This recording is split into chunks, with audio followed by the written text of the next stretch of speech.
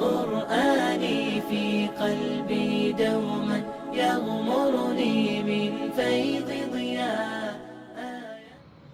السلام علیکم ورحمۃ اللہ. آج عربی گرامر کے بنیادی قواعد ہیں جو ہم بیان کریں. تو جو بھی آدمی بات کرتا ہے، کوئی بھی کلمہ کوئی اپنے منہ سے الفاظ ادا کرتا ہے تو اس کو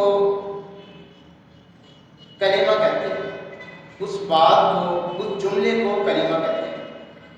تو کلمہ میں 3 ابتدائی اس کی قسمیں بنائی گئی ہیں.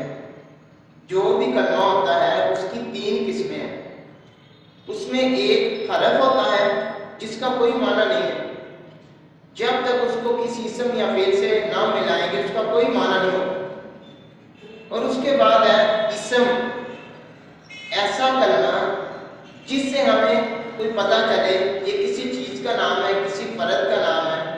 زمین، آسمان، زید، بکر، امر، کرسی، چیئر، میز، ٹیبل وغیرہ وغیرہ. تو یہ اسم ہے وہ کلمہ جس کے معنی خود اس کے اندر پائے گئے، اس میں اس کا کوئی نہ کوئی معنی موجود ہو. جیسے ہم نے کسی کا نام لیا تو ہمیں پتہ چل گیا یہ زید ہے. تو اس کے مقابلے میں اگر ہم حرف کوئی منہ سے بولیں گے جیسے من، علی، فی، تو اس کا بذات خود کوئی معنی نہیں ہوگا. تو حرف اور اسم میں یہ فرق ہے، اسم کے اندر کوئی نہ کوئی معنی اس کا اپنا پایا جاتا ہے اور حرف کا بذات خود کوئی معنی نہیں. تیسری قسم ہے فعل.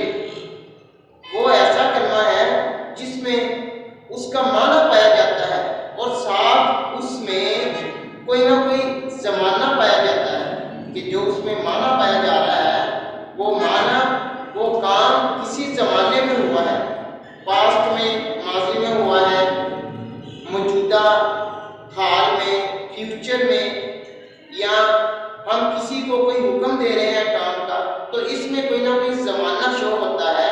جبکہ اس کے مقابلے میں اسم میں معنی موجود ہوتا ہے لیکن کوئی زمانہ شو نہیں ہوتا. تو اس لیے حرف، اسم اور فعل تینوں میں یہ فرق ہے کہ حرف میں اس کا اپنا کوئی ذات خود کوئی معنی نہیں. جب تک اس کے ساتھ کوئی اسم یا فعل نہیں ملے گا اس کا بذات خود کوئی معنی نہیں ہوگا. تو اسم کا بذات خود معنی ہوگا لیکن اس میں کوئی زمانہ نہیں پائے گا. تو اس کے مقابلے میں فعل ایسا ہے، ایسا کلمہ ہے جس میں معنی بھی موجود ہوتا ہے اس کا. جیسے ضربہ، اس نے مارا، زمانہ ماضی میں مارا. یضرب، وہ مارتا ہے، موجودہ میں مارتا ہے یا مارے گا. نصر، ینصر وغیرہ وغیرہ. تو یہ فعل ہے. تو اس میں زمانہ بھی موجود ہوتا ہے اور معنی بھی موجود ہوتا ہے. اسم میں صرف معنی موجود ہوتا ہے، زمانہ نہیں موجود ہوتا.